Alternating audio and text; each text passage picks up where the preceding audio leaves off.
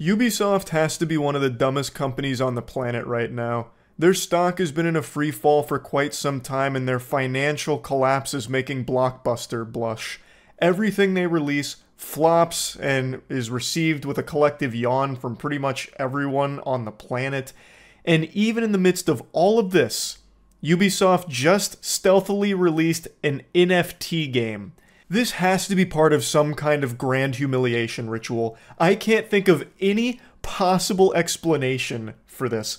Not only are they extremely tardy to the party, they missed that wave by a few years, but they didn't even have the fucking chutzpah to announce it to anyone, meaning nobody has even heard of it aside from just shooting spitballs at it right now. I can only find 2 gameplay videos from any human being that's even touched this game, and both of them have less than 5 views.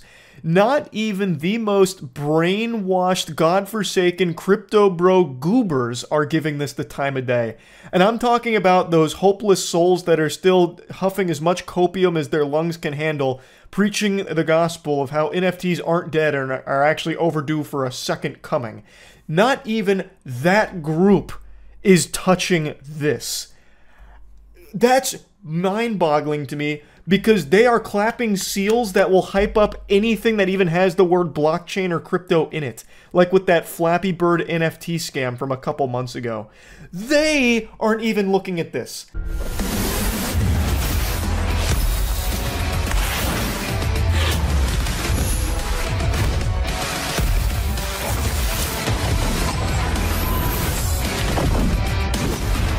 Looks like every AI-generated ad from Facebook mobile games. There is nothing interesting about that. Nobody gives a fuck.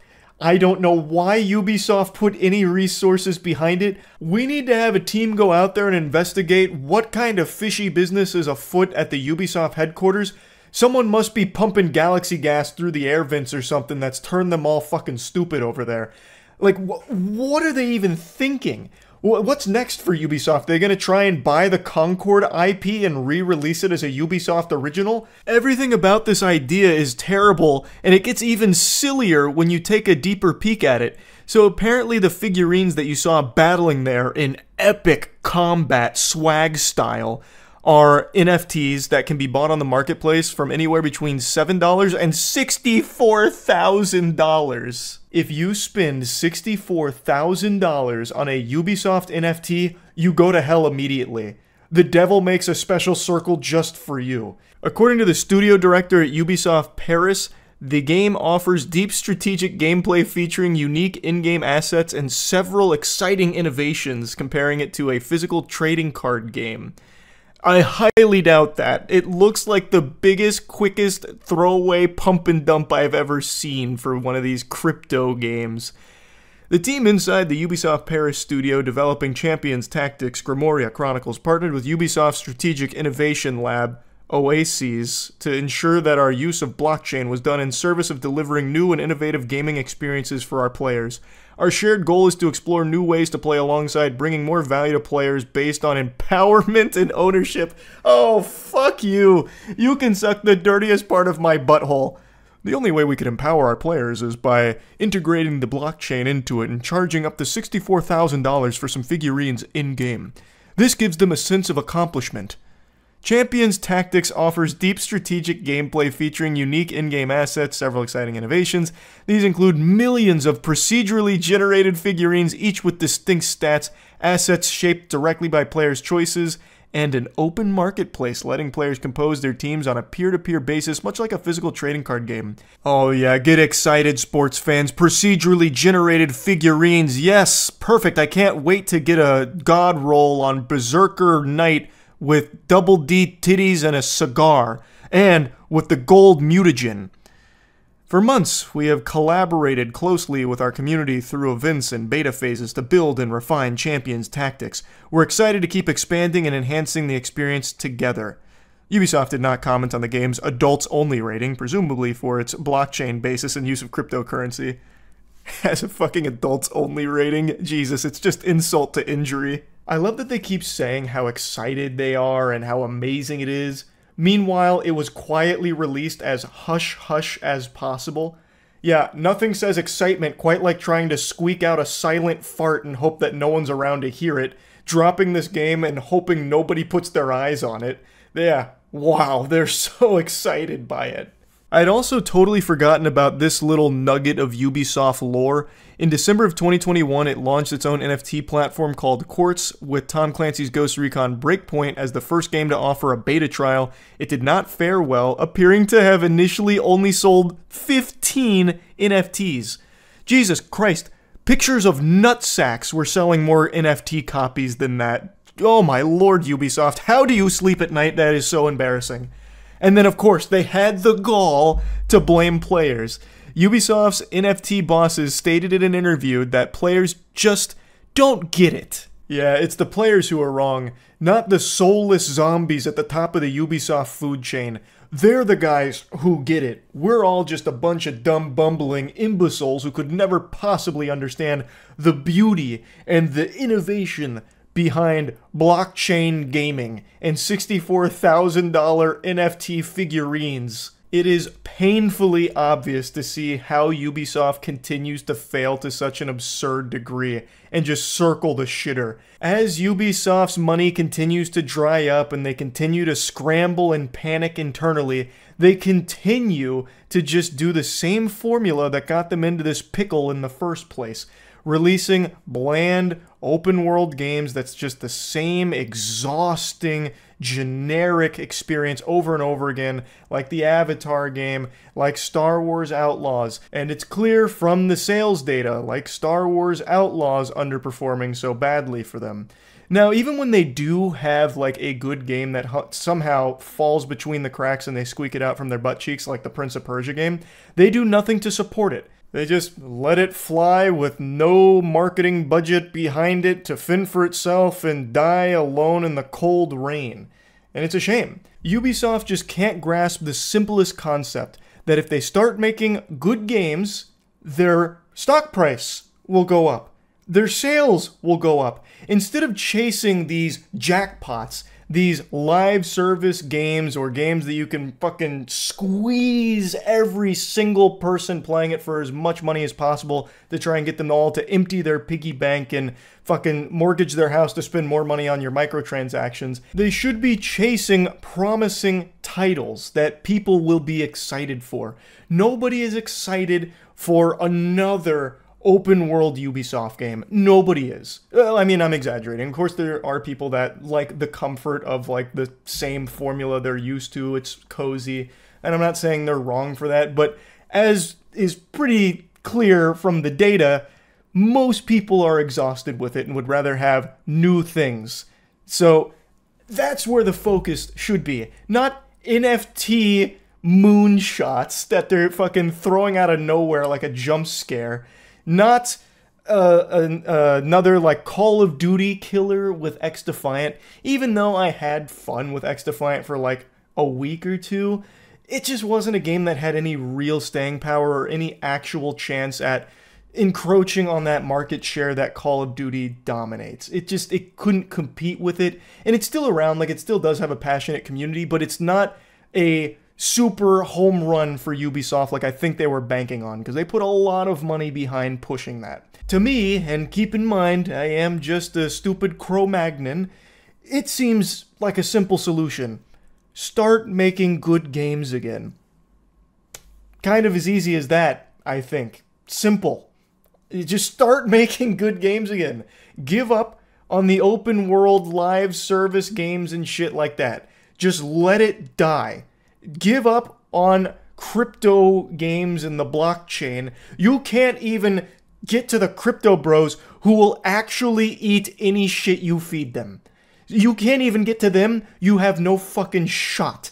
So stop spending money there with things like this new Grimoria Chronicle or whatever, and just start focusing on good games. Just fuck, it's not difficult. I mean, making a good game is difficult, but it's not difficult to pivot away from these $100 million budget titles that aren't giving you any returns. It should be a no-brainer to just wipe your ass with that, take a bath on it, and just instead focus on cheaper titles that could be really good. Right now, Ubisoft's strategy is literally, we've tried nothing and we're all out of ideas. So here's an NFT game, please, some whales, spend money on it, we're begging.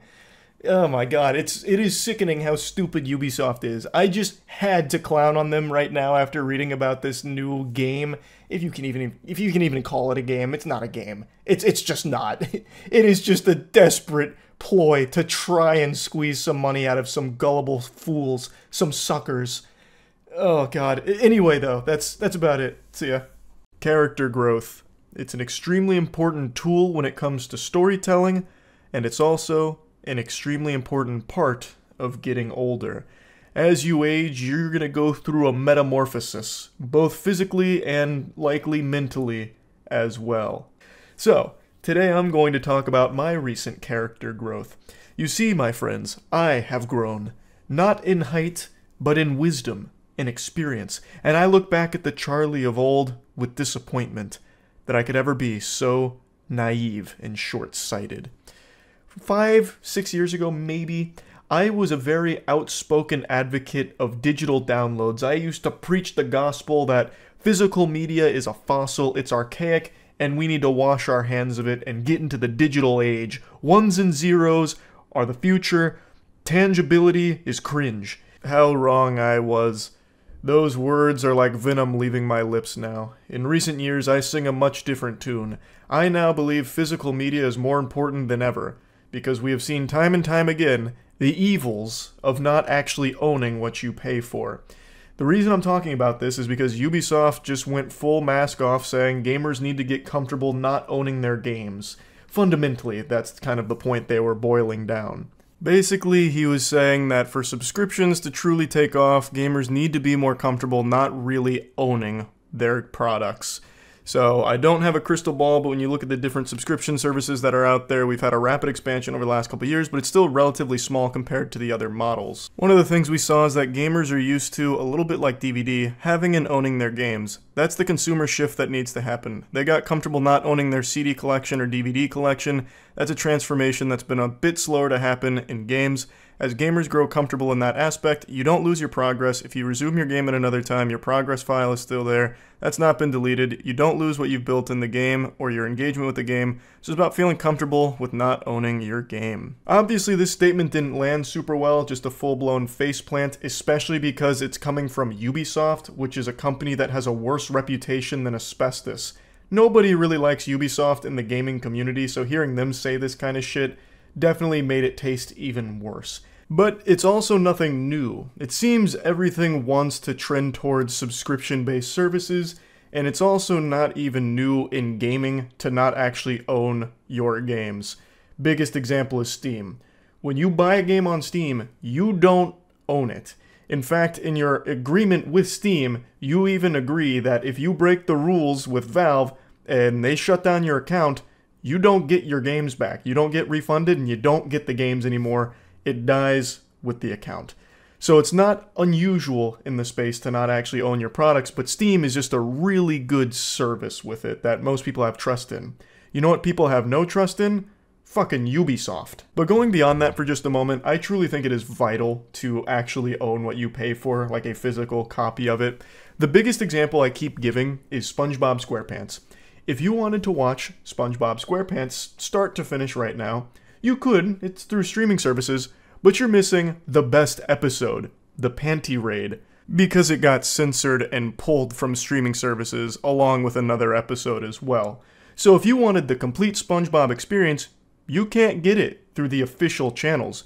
Your only options are to either have the physical media on the DVD box sets for the seasons, or you pirate it.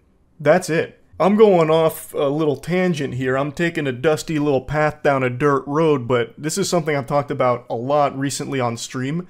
When Donkey released his video on all the streaming platforms that are popping up, which is becoming a huge headache because there are more streaming platforms popping up than there are stars in the night sky, you can't really get a convenient experience anymore because everything is so divided. The best example Donkey provided was for trying to watch the entire Pokemon series. You have to go to like 15 different streaming platforms back and forth. So like seasons 1 through 5 on one, season 6 on another, then back to that first one for season 7. Then you have to go to like a completely separate one for season 8 and 9, and then to a fifth one for season 10. Like it's just all over the place, broken up like fucking Dragon Balls across the internet. It's becoming extremely expensive, extremely hard to keep track of what you can watch where. You have to be like Charles Xavier and Cerebro with all these different streaming services pop up just to connect the dots on watching a complete series or a complete series of movies, because they're all over the place with different deals, leading to them being scattered like Horcruxes.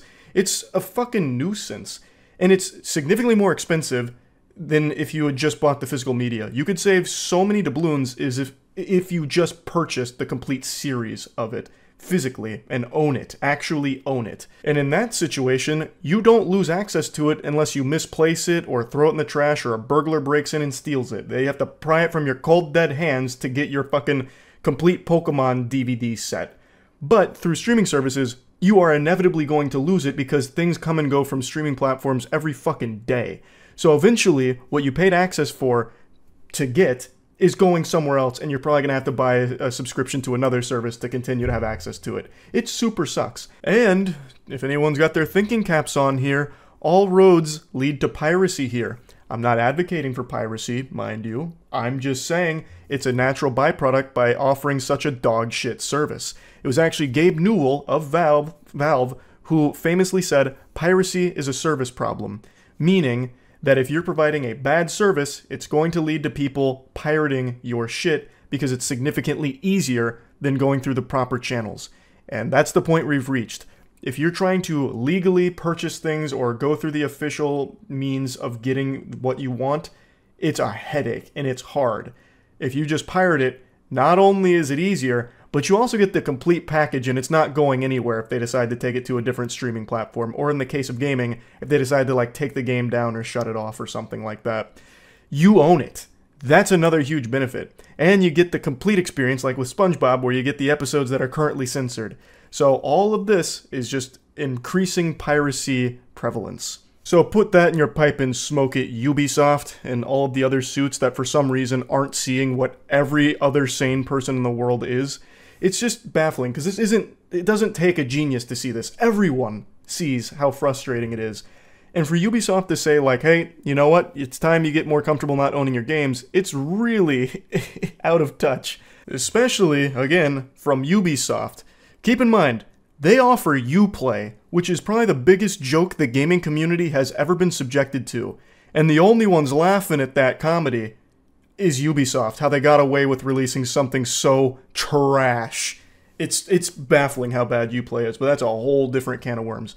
Point is, right now, I think it is more important than ever to actually own what you pay for. I've just had a complete perspective shift on this topic over the last couple of years because we keep seeing how detrimental it is when you don't actually own the product here, in gaming in particular.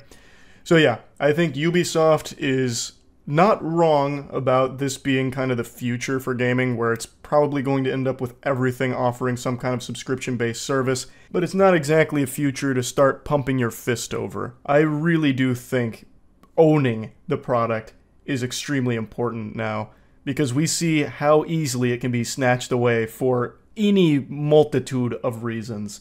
So yeah, just wanted to talk about this a little bit because it kind of got thrust back into the limelight here with Ubisoft making these statements, and it's something I've been talking about on stream for a little while now. That's about it. See ya. Hi there.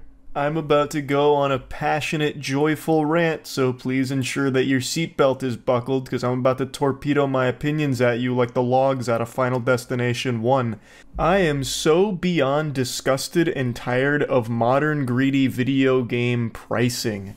And the biggest proponent behind this criminal level of greed is Ubisoft. I've said for the last 3 or so years that nothing makes me lose faith in an upcoming game quicker than seeing a Ubisoft original appear in the trailer. If I was a member of their evil syndicate think tank, my #1 suggestion to the board of directors would be, hide Ubisoft as much as possible from the credits of these games so people don't know that they're behind these productions. Bury it somewhere so that way people have to go looking to unearth the truth, because no one likes Ubisoft. I'd have more optimism about an upcoming game if it said it was a Bernie Madoff masterpiece. Like, I'd trust anyone more than Ubisoft. I think they have produced almost exclusively stinkers over the last like 5, 6, maybe even 7 years. Aside from, of course, Rainbow Six Siege, which I think is just an accidental hit for them. And it's an older game, it's a 9-year-old game, and I think the reason that it continues to do well is because Ubisoft forgets that they're involved with it, so they let it do its own thing. But anything Ubisoft gets its grubby little mitts in just is a disaster. Anyone remember the Avatar Legends of Pandora that came out less than a year ago? Didn't think so. And in fact, I bet you didn't even register that I got the name wrong. I double checked. It came out 6 months ago and it's actually called Avatar Frontiers of Pandora. But I imagine some of you watching this did play it and totally forgot about its existence, just like Men in Black Neuralizered out of your mind, but because it was so boring that your brain did its best to defend you from the tedium. It is just a fucking snooze fest that I guarantee you sleptwalked through. Just like mindlessly wandering around in this fugue state of this Ubisoft open world formula that they run into the ground. It's just fucking pitiful productions that they've been behind for the last 5 or 7 years. But before I get too deep into this Ubisoft hate wagon that I'm just vomiting out here, I do want to passionately be excited about something. The GamerSupps Waifu Cup with me on it, baby. The most beautiful cup you've ever seen in your life. Look at this goblet. That's me. But yeah, it's available right now at gamersupps.gg. I'll put a link to it in the description. Go ahead and pick that up right now. But the point is, Ubisoft, I don't think has made good games in a while, and I include Assassin's Creed in this. I haven't enjoyed Assassin's Creed in so long. The last good one, and this isn't a controversial opinion, was Black Flag. And I didn't enjoy Black Flag as much as everyone else, but I can recognize that it was probably the last good Assassin's Creed game. And I play all of them. I try them all. Except I only lasted like 4 hours in Mirage because it was such a fucking snooze fest. And Valhalla, I think, is the only time I've ever fallen asleep on stream. Like, they're just boring games. And this is all a long-winded precursor to what I want to talk about today, which is the newest Assassin's Creed game, Shadows, which of course Ubisoft is behind. Now there's a lot of controversy around this, a ton of drama because of the main character here, or one of the main characters. I don't give a fuck about it. I'm just going to tell you right now up top, I'm going to rip the band-aid off. I don't care. I legitimately could not care less about the historical accuracy of the Assassin's Creed franchise. That means about as much to me as the tiny hairs around my asshole. It is truly worthless to me. I wouldn't care if you played as Dabi the House Elf in the new Feudal Japan Assassin's Creed game. Doesn't matter as long as it's a good game, which I don't think that will be because I have no faith in Ubisoft and even less faith in Assassin's Creed. But what I do care about greatly is the pricing that Ubisoft is spearheading here. They just did this for Star Wars Outlaws with like the $100 plus versions, and now they're doing it again for Assassin's Creed Shadows, and I am so fucking tired of it. So let me show you what I'm talking about here. These are your pricing options for the different editions of Assassin's Creed Shadows. So, for the standard edition, it's $70, but you have to pre-order it if you want access to a pre-order exclusive mission. The mission's called Thrown to the Dogs, and the only way you get access to this, it seems, is if you've pre-ordered the game, which they haven't even shown any motherfucking gameplay for yet. I think that is the biggest load of barnacles ever. You're just pre-ordering based off of a cinematic trailer alone. It's a terrible, shameful thing to ask of the consumer, but that's Ubisoft in a nutshell. They're completely shameless. Moving on to the Gold Edition, you get the pre-order bonus plus a Season Pass and 3-day early access.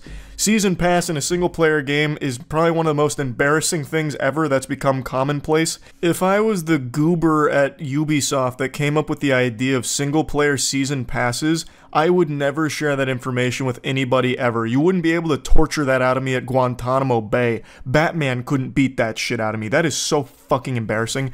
And in this case, it's especially egregious because the Season Pass for the Gold Edition includes a mission, so it's just paywalling even more content of the game behind the Season Pass and the higher price tag.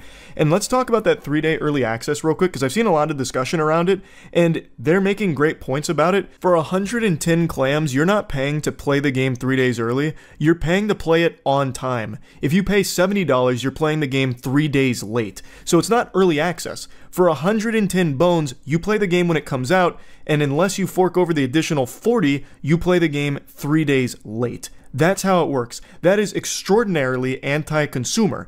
Like, increasing the amount of money just to play the game when it fucking releases is absurd. And then we move on to the Ultimate Edition. For $130, you get pay-to-win elements in a single-player game. 5 skill points and then like a bunch of cosmetics. I'm gonna get a little mean here with some tough love. If you have to pay an additional $60 just for a little bonus pay-to-win in your single-player game, I think you need to take a hard look in the mirror and just recognize that maybe gaming's just not for you. Like, if that's the only way you'll enjoy the game is being able to, like, pay to win through a single-player game, I think maybe, you know, take up a different kind of hobby. I feel like such a fucking Redditor gatekeeping gaming, but that is so unbelievably silly to pay an additional $60 for 5 skill points and then a couple of cosmetics. Like, I'm sure the cosmetics will look cool, but they're not worth almost paying the exact same price as the game itself just to get some cosmetics for it.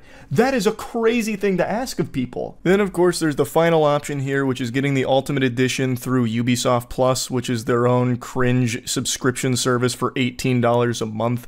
Because every single fucking thing on the planet has a subscription service now behind it. I bet there's going to be a subscription service for Mr. Bean, like Mr. Bean Extra On Demand Turbo Arcade, even though there's only 15 episodes of Mr. Bean that have ever aired and they're all freely accessible on YouTube right now. But I bet they'll probably come out with some kind of Mr. Bean subscription in the next few years. That's just the #1 trend that every tech company follows now, and Ubisoft is of course no stranger to that. So they have Ubisoft Plus, which hopefully they have less than double digits of users signed up to that, because I don't know who in their right mind would sign up for Ubisoft Plus. But anyway, that's the other option of getting the Ultimate Edition.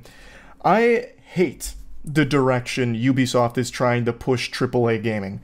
I hate this pricing scheme. I think it's terrible. It was bad when they did it with Star Wars Outlaws. It's bad that they're doing it with Assassin's Creed Shadows, and I'm really hoping that it flops extraordinarily hard so that way more AAA companies don't try and emulate it. Because I have no doubt there's a lot of companies paying close attention to what Ubisoft's doing here. And if it's successful, they'll probably employ similar tactics. And that would just be bad for everybody.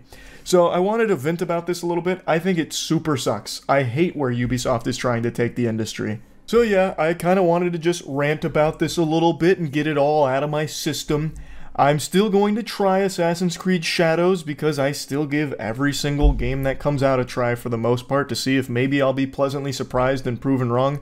So far, the safest bet I'll ever be able to make is that the newest Assassin's Creed game is going to be boring. That's been proven true time and time and time and time and time again for me personally, but maybe Shadows is the one to break that streak. And if it does, great, but it's still not going to change the way I feel about how Ubisoft is monetizing it. I think it is horrible for the industry overall. Even if the game comes out and it's great, I still can't stand what Ubisoft has done with their monetization of these games. I think it is fucking atrocious. So yeah, that's really about it. So yeah. I may not be a quantum physicist or anything like that, but I still would like to present to you a theory that I've cooked up here. One that I am nowhere near qualified enough to speak on with good authority, but one I'm going to present with confidence anyway. I'm going to punch above my weight class to deliver an important truth about our universe that will open your third eye, and trust me, this is going to be a shocking revelation.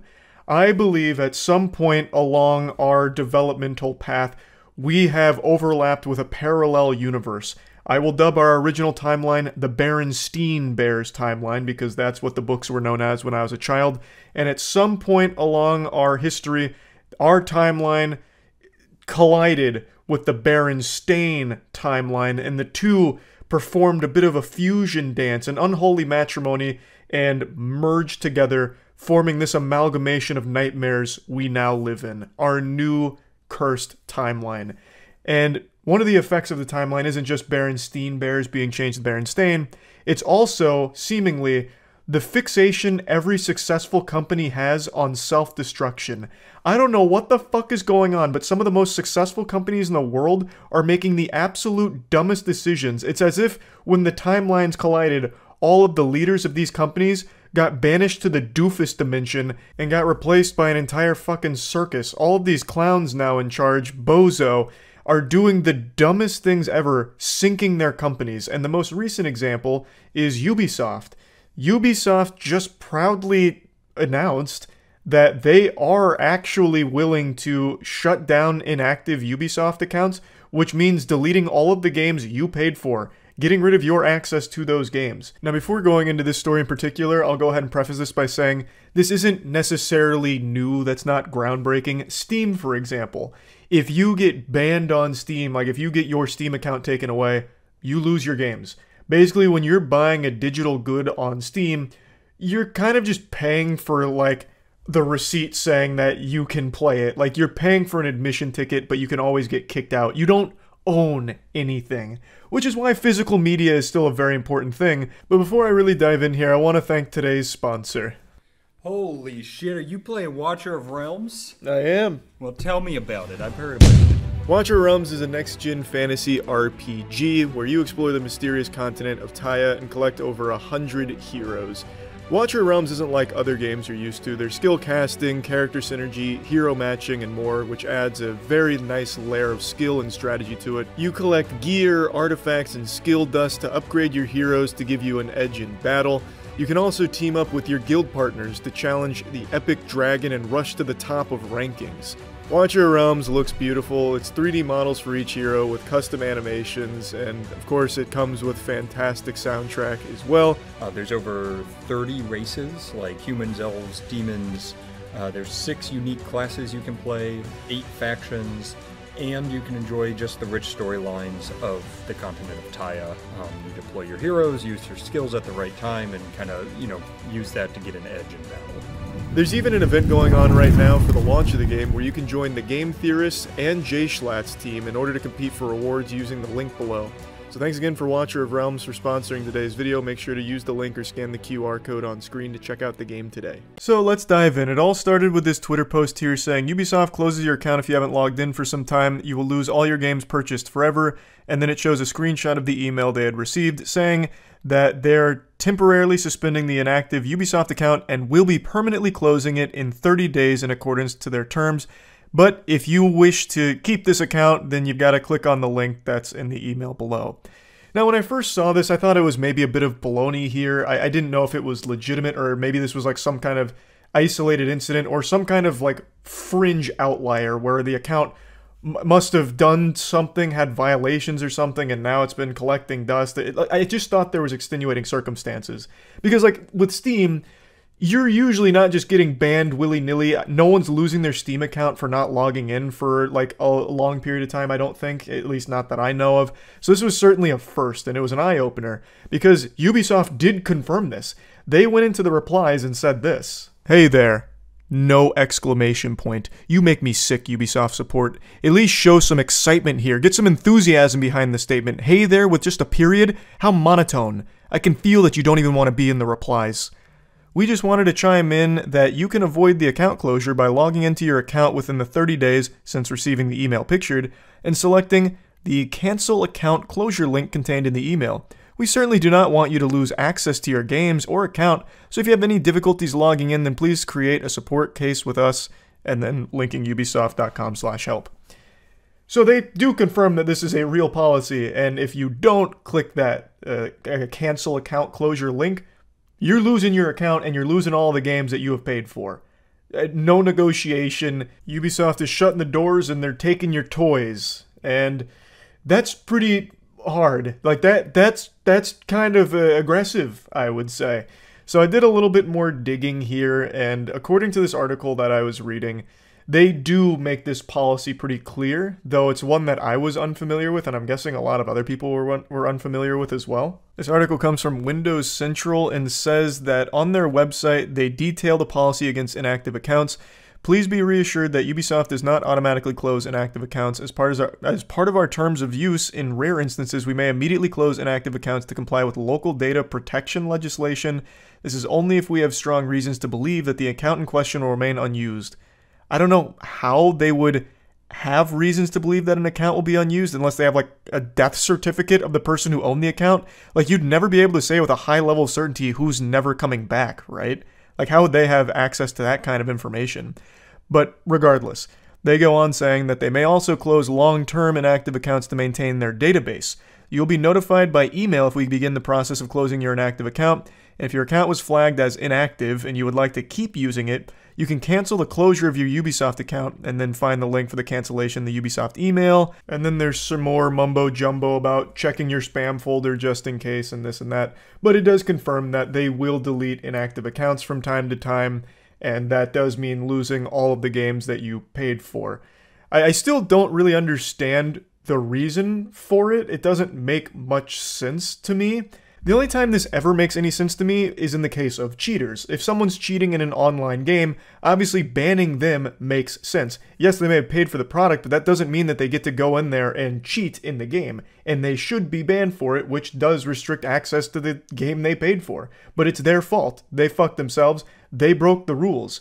Whereas here, no one's breaking any rules. They're just not active on Ubisoft. For good reason. Uplay's a fucking laughable joke of a service, so maybe there's just nothing that's bringing them back and they haven't been back for a while. Why should they lose access to all of the games they fucking paid for?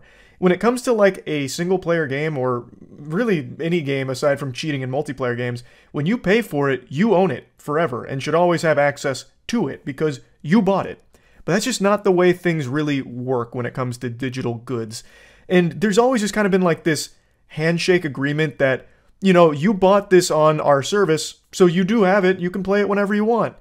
Until we tell you you can't. And here they're saying you can't based on some arbitrary distinction of you've been gone too long. You're too inactive, so we're deleting you. Which I think is really fucking dumb. That should be illegal to do that, if you ask me. And let me explain why I think this is a horrible decision from Ubisoft. Why I think this is a particularly detrimental financial move for Ubisoft and other companies that follow suit is because it incentivizes people to not buy the official product. It encourages piracy. And not just this, but also the overly aggressive DRM a lot of games implement that actually makes the games play worse is begging people to pirate the game instead because they get a more functional version of the game and they actually get to own it. When you pirate a game, you own the game. That can't be taken away from you. Whereas if you buy the official game, if you just don't log into your Ubisoft account enough, you might just lose what you paid for. They might just deem you gone too long, you know, you went to the store to get milk and didn't come back in time, so now all of the games you bought from Ubisoft, you can't access anymore. The shit you paid for, you can't play. I don't know how companies that have been around as long as Ubisoft has, or been as successful as Ubisoft has, are all of a sudden just missing the most basic concepts here. The water in their facility must be contaminated with a stupid juice infestation. I don't get it. Because the number one thing to combat piracy is a better service. It's not more DRM. It's not making things more difficult. It's making things easier, more convenient, faster, and better. You get a better product when you buy the official one. You get it quicker. You get it easier, less headache. It's just a better service. That's what beats piracy. But for some reason, companies like Ubisoft are going in the opposite direction where they're making a worse product and worse service for anyone that's trying to legitimately buy it and engage with the official products, thus pushing people to piracy. It's something that everyone has mentioned like 1,000 times over the last few years. It's not just like a hot take from me or like a galaxy brain observation from me. This is basic shit that a company like Ubisoft should be able to recognize. It's just dumb. Like, it's a silly policy to have. There's no way that it, like, somehow makes them money or saves them money or even, like, really frees up space or bandwidth for them or anything. It is just nonsensical. It's just dumb. It's just fucking silly. So yeah, I wanted to talk about this because this is just another example of another very successful company making the stupidest decisions for really no reason and no benefit. That's about it. So yeah. There is no company on the planet that deserves its failure more than Ubisoft. Just take a peek at their stock price right now and it'll tell you a beautiful story about a company that's so out of touch that now it is going through a catastrophic collapse where its shares are worth less than shoelaces. I've blabbered on, ranting about Poopysoft till the cows came home, so I'm not here to just do that again. Instead, I want to focus on their most recent blunder, where they just released another NFT game in 2024. 2,024 years after the death of Jesus, they have released 2 NFT games 3 years after the death of NFTs. This is their second rodeo here releasing NFT games this year. They've released 2 NFT games in a month of each other. That's like releasing Madam Web twice this year, except these are flopping even harder and even more embarrassing. Their previous one was called Champion Tactics fucking Goober Chronicles or something. But the only thing Ubisoft champions, the only tactic they're championing, is putting fart from my butt onto the blockchain. I don't know who's actually the head honcho at Ubisoft, but whoever their leader is objectively the stupidest person on the planet. If you walked into the office of the Ubisoft CEO, you would be walking into the domain of the world's dumbest man. It's... I keep using the word baffling, but it actually is just mind-boggling how this company can be this bad at the one thing they're supposed to be doing, making games. They're allergic to making good games, and at this point, they're just downright allergic to making games. They're pushing NFT slop shovelware now. So they already did the Champion Tactics, and now they have a new NFT game featuring one of their most beloved IP, Rayman, except it's not really a Rayman game, it's an NFT game. It's just a full-blown NFT game called Captain Laserhawk. You see, Ubisoft released another NFT game, Captain Laserhawk the Game. Nope. They released another NFT game? Oh, God! No way the game plays like that, right? This has to just be the recording. Oh, jeepers! Well, I mean, it's Ubisoft. It really might play like this. This is a Ubisoft game. You said this is an NFT game? Let me see. How is it? I mean, it looks like an NFT game, but what do they do? Captain Laserhawk the Game from Ubisoft. I have to buy my ID card. Complete your pre-admission and reveal your ID card, your key to play Captain Laserhawk the Game. Citizenship Service.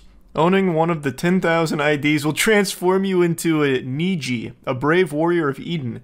You'll have the power to shape the future of this world and chance to earn exclusive rewards of great value reserved for your rank. It's unbelievable. It's actually unbelievable. 2 NFT games from Ubisoft this year. Within the last month. That's amazing. I know there's only 10,000 IDs. We need to act quick.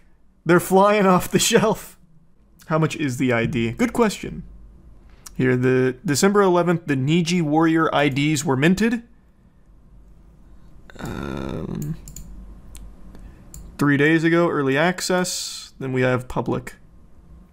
It's a transmedia gaming adventure where the community drives the narrative through innovative governance. How innovative. And if the game runs like this video, you are actually paying to play a game at 3 FPS. What a joke. Hold on, I have to see another video. Maybe it really is just that. Oh, good news, that is actually the only video on it. Not a single other piece of footage exists. Love that. Ubisoft, you've done it again. A smash hit. The game is a competitive online top-down multiplayer shooter game developed by Ubisoft. When will they learn that putting their name on things makes people less likely to buy it? They should be hiding that fact, honestly. Like, if they want to make more sales, they should just take their name off of shit, or use an alias. Eden Online is the layer which gives power to the community when it comes to decision-making for the game updates each season. Eligibility to play the game in early access will be reflected by ownership of a Citizen ID card. Eden Online has a limited capacity of 10,000 seats for citizenship. The game beta will be available at the end of... Yeah, we're past that, I already know that. I'm curious, what do the delusional NFT Twitter community members think? They weren't super thrilled about the last Ubisoft stinker. Still nothing positive yet. There's only a few posts about it, too. The only post that has any real traction is from IGN saying Ubisoft has secretly launched a new game that features Rayman through its powered NFTs and blockchain in the year 2024. Not even the NFT people that actually buy fucking popsicle sticks as long as they're minted on the blockchain is biting on this one. You've done it again, Ubisoft. Click your buy ID card to see prices. Alright, let me see. Oh man, these all seem so reasonable.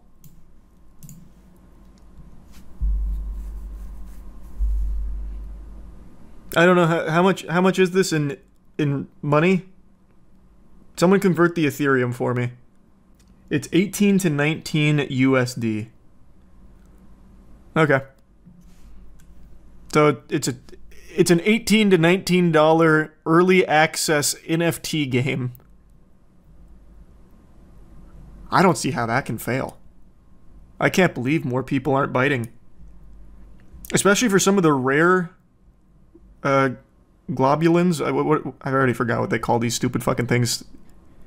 Eden elitists?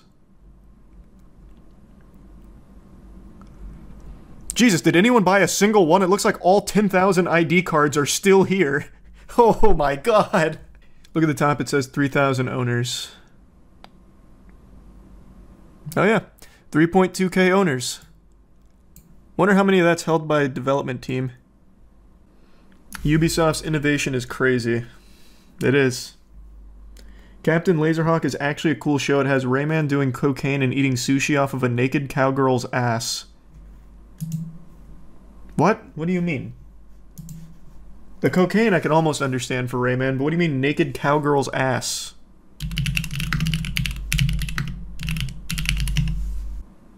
Holy Lord, you're right. And this is not what I thought. When you said naked cowgirl, I thought you meant like a human being, like a cowboy, but woman. No, it is literally a female cow with titties and butt cheeks. And he is actually eating sushi out of her ass, like, no, like just straight up. What? What is this show? Wait, that sounds unhinged.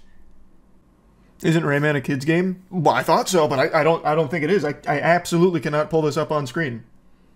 I'm not exaggerating either. You can't see her nipples, but you can see the big fucking honkers, and he is pulling a sushi roll out of her asshole. Either way, though, this show definitely looks a lot better than the NFT Ubisoft game. That's for damn sure. I don't know why Ubisoft keeps making NFT games. In 2024. X-Defiant died for this. Yeah, Ubisoft had to shut down X-Defiant so they could take all the people working on it and instead put them on... I already forgot what this was called. Captain Laserhawk, NFT Eden Online Adventure. Good afternoon, my fellow gamers. As all of you know, I am one of you. I am an avid enjoyer of gaming. It's been a huge part of my life for my entire life. It's in my veins, it's in my blood, it's embedded deep in my DNA. My body isn't powered by a heart, it's powered by another graphics card. It's a 4090 in here that's keeping this flesh mech suit online. I'm like Tony Stark, but nerdier. Anyway, I feel as though I'm the only one qualified to give you the State of Gaming address for 2024. Now, I've seen a lot of groaning and moaning, a lot of whining and complaining, a bunch of hoo-wee and hoo-ha and yee-haw about gaming industry is dying, it's this festering wound, it needs, needs a huge change, this and that. And while I agree with some of the sentiment, I actually think there are signs that the industry is going in a better direction overall. And I'll explain what I mean, but I want to start with something obvious. A lot of the $70 games we've been getting recently are just terrible. Not even worth playing, definitely not worth paying $70 for, such as Suicide Squad, and most recently, the first quadruple A game, according to Ubisoft, Skull and Bones. Suicide Squad has flopped, its player count has plummeted to under 1,000 players on Steam, and this is a live service game. This isn't just one of those like single player games where you expect a massive drop off. This is one of those things that's supposed to live on for a long time that gets people hooked like heroin. But the only thing it got them hooked on was the idea of better games, because that shit is miserable. So that game has been largely a failure, and now Skull and Bones seems to be following suit, which is Ubisoft's latest super stinker, which is a ship combat game without boarding. So it takes out the most fun part about being a pirate, the boarding, and reduces it to just being a cutscene. Quadruple A my ass. Unless all of those A's stand for different adjectives for how bad it is. Abominable, awful, abysmal, asinine. Like, it's so stupid to me how this game is out there right now in its beta, or whatever, for $70 when it doesn't even have boarding. Fucking Assassin's Creed Black Flag a decade ago has better ship combat and a lot more fun experience of being a pirate. It's crazy. I will not be playing Skull and Bones, I want to make it clear. I've only watched the streamers play it as well as the reviews on it, and I think it is in an inexcusably bad state. This is just blatant garbage that's being put out here for a quick payday and a big infusion of cash. I don't foresee them ever actually making this game good. I'll go ahead and put it on record here. We can check back in on this in 2 years if Skull and Bones happens to be the next biggest game on the planet. That's amazing. But I just don't see that happening, especially not with Ubisoft at the helm. It looks so painfully mediocre at best. The best compliment I've seen anyone give Skull and Bones is that it's mediocre. Can you imagine that? Paying $70 for mediocrity and doing it with a smile on your face? Because I can't, and you shouldn't accept it either. And this is where I get into the positive news. Where a lot of these games have increased their price and decreased their quality, the gap in the market has only widened for people hungry for actually good games. And that gap has been filled by smaller studios making smaller games. So like the $40 price tag games, for example. Those have been dominating 2024. Pal World breaking all of the records, basically. And now, most recently, Helldivers 2 having this amazing blow-up. Over 400,000 concurrent players right now for Helldivers 2, and it's only growing by the day. And Helldivers 2 is an amazing game. It's full of passion and fun. I think it's one of the best co-op experiences I've had since Lethal Company. And speaking of Lethal Company, that's another example to what I'm saying. Last year we saw Lethal Company come out and absolutely spank the cheeks of the gaming industry. Had it bent over their knee disciplining them, showing them how it can be done if you just make a fun game. It's a cheap game made by a single developer, and it took the whole industry by storm for a while, and it's still popular to this day. So we're seeing these games pop up that aren't blockbusters by any means. They're not $100 million production, fucking 10 years in development hell. You know, these are games made by smaller teams that just deliver unique and fun experiences. And it shows how hungry gamers are for that kind of product. I've said for a while, the future of gaming is not in more AAA titles that get more and more expensive to produce and spend more and more time in development. It's these games, these like AA games coming out that are cheaper, a lower price point, and still offering many hours worth of fun to players. And we're seeing that right now, and you're seeing how they're being rewarded with this level of success. And I think that is a great sign for things to come. I'm hoping this will start to push developers away from just, you know, pumping out this formulaic, by-the-numbers, generic garbage like Suicide Squad, trying to capitalize off buzzword genres like live service nonsense, even though there's nothing in there that makes the game actually worth playing. Or, most recently with Ubisoft, just putting out the most bare-bones pirate game ever, just to try and capitalize off that as well. I'm hoping companies will start to pay more attention to the success of these $40 games, these smaller games, and shift to that direction. Instead of spending 5 years developing a pile of mediocre garbage, why not spend a year or so developing something that's much smaller in scale, but tries to do something different that is just a fun game for maybe like 10, 15 hours even. You don't need a game that's going to keep a player hooked for like 80 hours plus by just delivering more escort missions like Suicide Squad aims to do. You can be satisfied by delivering like a $20 to $40 game that gives a player 15 hours worth of fun, and they're done with it by the end. That's totally fine, you get your money's worth, and that makes me excited. Now granted, the 3 examples I've given of these massive games that are smaller teams, smaller price, Pal World, Helldivers 2, Lethal Company, those games have tons and tons and tons of hours worth of content in them for you to enjoy, but I still think there's nothing wrong if the industry shifts to making smaller games that are only like 15 hours worth of entertainment, as long as it's a really unique experience and it's fun to play. I think you will get your money's worth, and the price point being at that 20 to 40 range. Like the $70 price tag should be reserved for the really meaningful titles, like a GTA 6 style thing. Obviously that's the most extreme example. But when you see a $70 price tag for something, you're expecting the highest level of quality. But right now, when you see $70 or $60, it's you could be getting the worst game of the year. Fucking Jujutsu Kaisen Cursed Clash is a $60 game right now, and that game is unforgivably awful. And I think it's good news that these AAA developers are not being rewarded for it. Like, again, Suicide Squad flopping, Jujutsu Kaisen Cursed Clash, the most refunded game in history, I believe, according to one of the articles I read, which makes sense because anyone that bought that game actually got scammed. Actually, just completely full-blown blatant scam, so it makes sense everyone would be refunding it. Like, and Skull and Bones looking like it's going to be a flop. all of these big budget productions that are being sold for $60 to $70 are not really turning a big profit for these companies. So I feel like they're going to start to pay a lot more attention to the smaller budget titles and the titles that they can actually do more with, because you won't need to invest years upon years of development time to it. You instead just need to invest into a good idea and a passionate team that can deliver something fun for a reasonable price.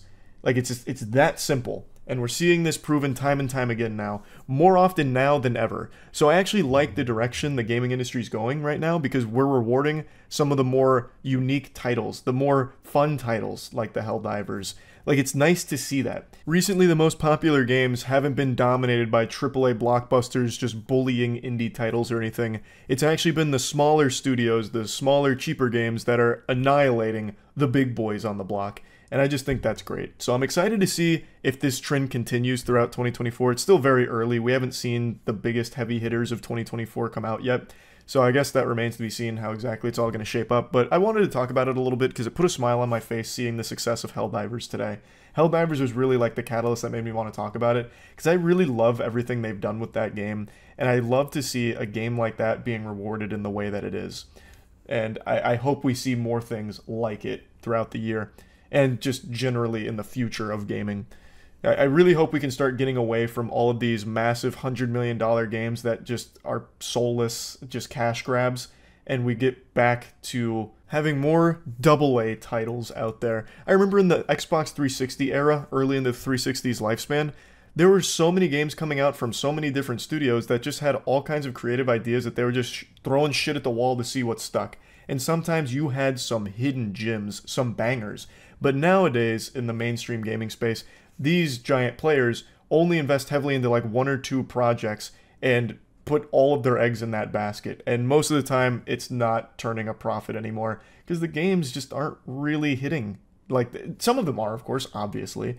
But there's been so many flops recently that you just keep hearing about. It's not sustainable. You can't have every game take 6 years in development and cost 9 figures to develop. It's not going to work long term. So I really think the future is back into that $20 to $40 price range on games, smaller in scale, smaller in scope and development time, and you produce some interesting shit. So I just wanted to talk about it a little bit. That's kind of where I think everything is in the gaming industry right now, and I'm pretty optimistic for the future of it. That's really about it. So yeah. If you're a fan of the Watch Dogs video game franchise, then I am your boogeyman. I am your Dr. Doom, the universal threat. I am the man who ruined Watch Dogs for the entire world, at least according to one email. So I got this email a couple days ago, and I just wanted to talk about it and bring up a bigger point that stems from an email like this. So to bring everyone up to speed here and fill you in on the lore, I made a moist meter for the newest Watch Dogs game, Watch Dogs Legion, and spoiler alert, I fucking hated it. I found it to be one of the most boring AAA games I've played in recent memory. The only positive thing I could say about the game is I think it would be great for people with insomnia to help them finally get some sleep. I could also see it as maybe a form of punishment if you're trying to teach your kids a lesson. You could sit them down and make them play an hour of Watch Dogs, and then they'll probably eat their vegetables and stop disobeying you as a parent. The game's just not very good. It's not fun. Playing Watch Dogs Legion is like eating styrofoam. I'd rather sit in front of my washing machine and watch the clothes go around for an hour than play an hour of that game. Now, all this being said, I got an email from a very disgruntled fan saying that I single-handedly ruined the entire franchise and no more of the games will ever be made now because of my moist meter on the game. And first of all, I'm flattered that they think I have that much power, and second of all, if that is the case, then great. I should be hailed as a hero, so no more Watch Dogs games can plague gamers. That shit is boring. It is bad. So now let's get to the email. So the subject: why you had to ruin Watch Dogs Legion? What the fuck is wrong with you?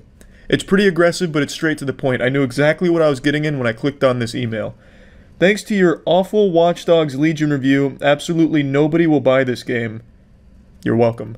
I bet it makes you so happy that you can ruin good things. Well, let's not get carried away here. I'm not going to say this person's name, but they're getting a little rambunctious, alright? They're hitting me with a bit of a razzle-dazzle here. There is nothing good about Watch Dogs Legion. Let's all get on the same page there, okay? I didn't ruin a good thing. I just talked shit about a bad thing, is what happened. Now, what I find interesting is they view the moist meter as the final boss of video game reviews, which is great. I love to hear it. but I don't know why all of a sudden they think my review of Watch Dogs has made everybody stop playing video games that I don't like. Keep in mind, a review is an opinion. It's not a fact. And trust me, I know in this day and age opinions can be scary because someone might have a different opinion than you, and that's terrifying. That's that kind of shit that keeps you up at night right there. But I think it is important to hear other opinions, even on something you like. Even if it's someone that doesn't share the same opinion, it might be worth hearing. But hey, I don't know, I'm not your fucking dad. You know, if you don't want to hear the same opinion, just lock yourself in Twitter echo chambers. That's entirely within your right. All I was doing was giving my opinion of a game I felt to be very stinky. And I was letting people know that much, you know, how I felt about it, because that's what the Moist Meter is. It's me bending over and showing you my asshole, and giving you my thoughts on games and movies. Now let's go ahead and get back to the novella. Everyone on YouTube, including Jack Spadici, were playing it and having fun. Once you posted your awful review, everyone stopped. Well, far be it from me to question this bulletproof logic here, but what if they stopped because they also realized how boring the game was? I put a good 6 hours or something into that fucking game, and that was more than I could stomach. Perhaps all the other YouTubers reached their limit. Human beings aren't perfect. We can't tolerate things as boring as Watch Dogs Legion for that long. So I think if I had to speculate and come up with a theory, a hypothesis, I would wager that the YouTubers stopped playing it because nobody wanted to watch it and they hated playing it because it was so fucking boring. It's just a guess. But I do like their thought process where everyone on YouTube only plays and enjoys the things that I play and enjoy. So if other YouTubers are playing something that I don't like, as soon as they realize that I don't like it, they all just like collectively stop like, oh fuck, well if Charlie doesn't like it, well then I shouldn't like it. I think that's kind of cute. Now it continues. How can you give it a worse score than Marvel's Avengers?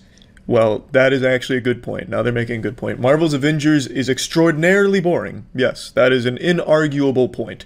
That is watertight. But Watch Dogs Legion crosses this threshold, this event horizon of boredom to a level I didn't even think AAA games could get to anymore. This game is literally like a Dementor from Harry Potter just sucking the fun out of all the players, and all that's left is this husk sitting in front of it mindlessly playing and having no fun. The Avengers game, while very boring, isn't quite to that level of misery, which is why it has a higher score than Watch Dogs, so I just wanted to clear the air on that. And now we reach the thrilling conclusion. It doesn't even make sense. Thank you so much, and that's in quotation marks for some reason, I don't really know why. Thank you so much for ruining one of my favorite franchise, because thanks to you, they will never make Watch Dogs 4. That is music to my ears. If they never make Watch Dogs 4, I'm happy. That's great news. But I don't think it would be because of me. You see, contrary to what they may believe, my opinion doesn't hold very much weight or sway in the video game industry or just the bigger picture overall of entertainment industry. It's just one man's opinion. That's all it is. But for some reason, the internet has really bastardized what an opinion means. An opinion that differs from your own now is an attack on you personally, as illustrated with this email here. It's very weird. When people like something and hear someone doesn't like it, they then hate that person for it. And they think because of that one person's negative opinion of the game, everyone's now going to hate the game and everyone is now against them. It's strange and it's sad. And I also like to point out that they said I ruined the franchise for them. Why? Just because I didn't like it, now you can't enjoy it? You can like things that I don't like. It's not illegal. I'm not gonna, try and throw you in jail for it. It's totally fine for people to like things I don't, and vice versa for people to like things you don't. There's nothing wrong with that. It's natural. That's the way things should be. Your opinion on something shouldn't change with what other people's opinion on it are. You should be able to form your own opinion and stick to it regardless of what other people think. For example, I love The Mummy and The Mummy Returns. The Mummy Returns is notorious for the worst CGI in American cinema history with its conclusion with Dwayne "The Rock" Johnson coming out as the Scorpion King. In spite of that, or despite that, I still love it. I still absolutely love that movie. It's my second favorite movie, right behind the first Mummy being my favorite movie. It doesn't matter what other people's opinions are. If you like something, stay liking it. In summation, I didn't ruin the Watch Dogs Legion. Or maybe I did, I don't know. Maybe I'm wrong. Maybe I'm just talking out of my asshole now. Maybe at the Ubisoft headquarters right now, they were planning Watch Dogs 4, but once I dropped my moist meter, they just set fire to the documents. That's super possible, I guess. Maybe. Who knows? But anyway, that's about it. See ya. Ubisoft, once a titan in the gaming industry, now a clown. Getting dangerously close to becoming blockbuster right before our little peepers here. It just keeps getting worse for them. Yesterday they announced they're shutting down X-Defiant, which was their big game. Like, this is the game that for the last year they had been putting all of their elbow grease into. They were spitting in both of their hands, getting down and dirty, trying to push this game to everyone as much as possible. There was a lot of hype in the betas. People were saying, oh, this could actually be a competitor to Call of Duty, but unfortunately, when the game fully released, that hype was no longer there. People were about as excited for X-Defiant as they are to learn that I'm 5'6". It's one of those things where it had a chance in the beginning, but because of not striking while the iron was hot, like, it had a period where Call of Duty wouldn't have been out for another, like, handful of months. X-Defiant could have grabbed some market share, but they couldn't release in the right time period, in my opinion. And when it did fully release, it was too close to Call of Duty, so most people just decided, I'll just wait. And it didn't have enough unique elements to it to make it feel overly different from COD to a point where it could be better than it. So people dropped it pretty quick too. But I actually found it to be a really fun game, just didn't have staying power. And yesterday, Ubisoft said, we're not even going to give it a chance. We're not even going to let it try and evolve into something that can compete with COD. We're just going to throw our hands up, wave the white flag, and surrender. They released this message to the players. Thank you for your incredible dedication and support of X-Defiant. Regret to inform you that we're initiating the sunset process starting today. That makes it sound like the ending to, like, Iron Giant or something. Like they're about to fly out into the sunset and, like, self-destruct. December 3rd, 2024. As a result, new download, player registrations, and purchases will no longer be available. Season 3 will still launch, so stay tuned for more updates to come. The servers will remain active and the game will be fully playable until June 3rd.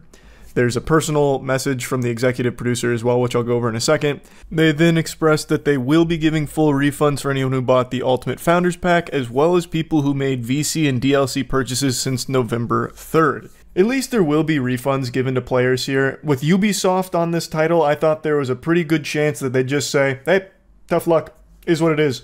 Your fault. It shouldn't have spent money on it, I guess. Like, I am kind of surprised, but pleasantly surprised that they are giving refunds.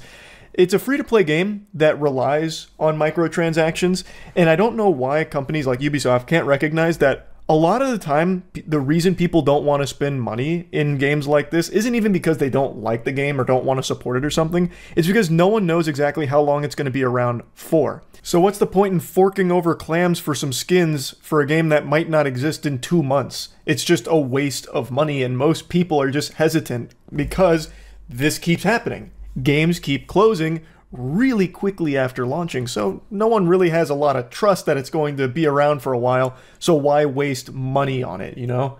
I don't know, like, it's a self-fulfilling prophecy. You're disappointed that the game's not getting more microtransactions, so it's not sustainable, but it's also not getting microtransactions and not sustainable because people think it might close in a couple of months, and now it is closing in a couple of months, confirming their fears. Like, it's, you know what I'm saying? I think there's quite a few reasons why this game failed, and it's not because I think the game is bad. In fact, I actually do like the game, like I said. There were just some things that were suboptimal about it, like I mentioned, the release time period, as well as constantly postponing it from the beta, which had a lot of hype. There were some steps that ensured that it didn't stand that great of a chance of actually competing against COD. I went over some more of them on stream, so I'll play those clips real quick, and then I'll get into that personal message from the executive producer. Yeah, I did want to mention the Ubisoft stuff before starting. It just popped up for me and I was looking at it. So real quick, I'm sure a lot of you saw this. Ubisoft is already shutting down X-Defiant. This thing barely had a longer lifespan than Concord. Man, the L's for Ubisoft just keep coming. That's not true. They had multiple betas. That's not the full release, brother. I think one of the big reasons why this game ended up flopping, well, flopping's not even the right word, because during beta people were super hyped for it, but they kept postponing the actual release, and by the time it actually released, it was already too close to Call of Duty that had a lot of positive hype, and that absolutely took wind out of its sails. I also think the biggest reason that it didn't survive very long is because they relegated to the sarcophagus of Uplay. Nobody wants to download Uplay for any reason. The only reason people even have Uplay is because they're forced to for Siege. If not for Siege, nobody would have this. And the only way to get X-Defiant was through Uplay. So by not being on Steam and being like readily accessible on PC, I think that destroyed their chances. Skull and Bones is still up. It'll save this sinking ship. That's true. They still have their quadruple A Skull and Bones. Everyone loves Skull and Bones. But it's actually not just X-Defiant that's getting the plug pulled on them. I read this as well. Well, man, it's not letting me open the whole tweet. But Ubisoft is closing a lot of their studios. They're cutting 277 positions through these closures. Ubisoft is getting gadooshed in stock price, in everything, from all angles. Old Ubisoft was good. Old Ubisoft had bangers. New Ubisoft releases NFT games in 2024. It is such a shame, man. I did like X-Defiant during beta, but once it came full release, I didn't touch it. There was other games that it was competing with, like it released in the middle of other games I was playing. Never went to it. Then I just played the new Call of Duty when it came. If Assassin's Creed Shadows fall, if Assassin's Creed Shadows doesn't go ballistic, I think Ubisoft gets purchased by a different entity. I think Tencent takes them. That's my little game theory. That is their last hope, and I don't have a lot of faith in Assassin's Creed Shadows because I think most people like myself are kind of fatigued with it. I'm always shooting spitballs at Ubisoft, and this one warrants a big loogie going through the pipes. It is brutal. Absolutely tragic. Well, not tragic. It's Ubisoft's own fault. It's not like the universe is working against them. Ubisoft themselves is working against their best interests. So they're shutting down Ubisoft San Francisco and Osaka. And then they're downsizing elsewhere, so it's around 277 people that are about to lose their jobs from it. What was the budget for X-Defiant? I'm gonna speculate. I would guess between 50 and 100 million. Especially, that's not taking in marketing, but with especially like the amount of faith they had in this, I would think anything, it's 80 million.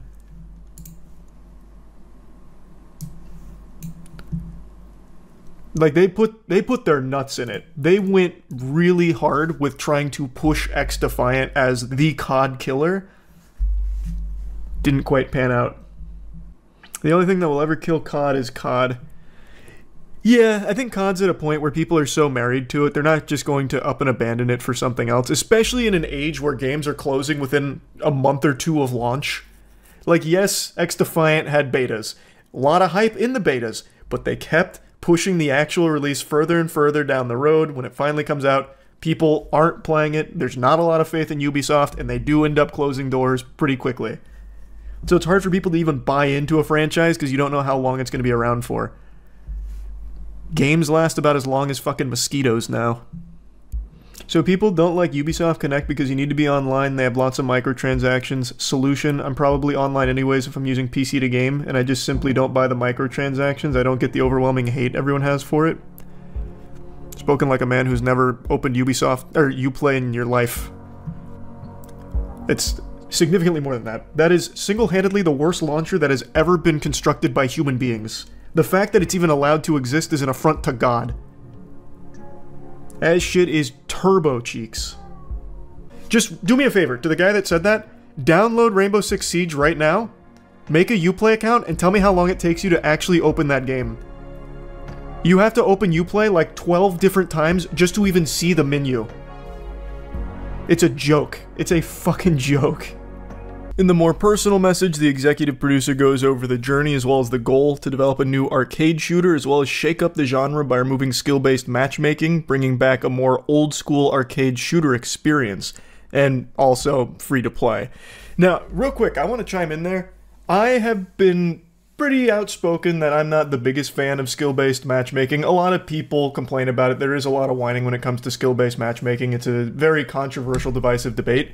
I believe that we had it figured out 20 years ago with Halo 2, where you can have a fully casual playlist with no skill-based matchmaking whatsoever, and then you can have your ranked playlist, which is all skill-based matchmaking. And I understand there's probably plenty of data that a lot of these soulless husks and suits at the top of the food chain at these game companies have looked at that says that if you have skill-based matchmaking, your super stinkers that can barely press 2 buttons at the same time are more likely to stick with your game because they'll be matched with people of equal ineptitude. So I understand that for player retention, I guess skill-based matchmaking is the gold standard, but truly I will never see the harm in just reverting back to caveman. Go back to Halo 2, where yes, in your casual game modes, you'll have some people that are teaming up with friends that are much worse than them, and they will wash the opponents. It happens. But it's a social game mode there. It has no meaning. It's not the fucking esports world championship. It's a casual game mode. I realize it might not be fun to be on the receiving end of that cheek clapping, but you go next. It happens. It's equally as not fun to go into a casual game mode and still have people sweating their ass off like they're playing ranked and trying out for fucking T1 or something. Like, it's still not great either, especially if you're playing with friends that are worse than you and you happen to bring in players that are much better than them. It's just a lot more fun when it's completely random. Just people that queue up for casual to just have a good time. And it's a problem that solves itself, by the way, because people will start to recognize that, oh, if I want to play against people of a similar skill level to me, if I want to play against people that are just as shitty as I am, instead of doing casual where I won't know, I'll go to ranked where I'm actually dog shit elo. So I'll play against people of dog shit elo. In Halo 2, if you wanted to make sure you played against people of the same caliber, you would go to ranked and you would play against level 3s and 4s. So that way you wouldn't have to worry about getting stomped by someone that was, fucking smurfing in casual. Like, that was the whole point of it. And I just really think that system, at least for my personal tastes, was optimal. So I did appreciate that XDefiant tried to do something different by not using skill-based matchmaking. It clearly wasn't enough to get people hooked on the product or anything, but I don't think the lack of skill-based matchmaking was the reason this game failed. The executive producer thanks the development team, saying how great of a job they did at building this game, and then talks about some of the achievements here. So, they broke the internal record for fastest game to surpass 5 million users, and in the end they had over 15 million players play the game. Those are big boy numbers. Those are some very impressive numbers for sure. It's just, unfortunately, it wasn't able to hold on to that many players, but even still, that's something to be extremely proud of. The message goes on just to thank the player base and thank all the developers and everyone that made the game possible. I want to mention something that I briefly touched on stream. I feel like we're in an era of comfort games where people have already made their bed and they're lying in it with the games that they know they like, and they're games they will always play. And usually people aren't going to play multiple games in this genre, like, full-time. I say full-time, but I mean, like, as their main game. So if you're someone that likes hero shooters, most people are choosing Overwatch. There's not really another game that's beating Overwatch for hero shooters. Even as many tomatoes as that game gets tossed, it's still the king when it comes to hero shooter popularity. And Marvel Rivals is about to drop. I liked the beta for Marvel Rivals, but I would be very surprised if it was somehow able to even take a portion of the Overwatch player base to it. I'd like to be proven wrong, but I truly just believe people choose these games in these genres and they stick with that game, and they'll maybe tinker around, dip their toes into some of the other games that come out, like sprout up to try and compete with them, but never actually make a switch over to them. And another example is Call of Duty. How many times have we seen a Call of Duty killer pop up over the last decade? Too fucking many to count.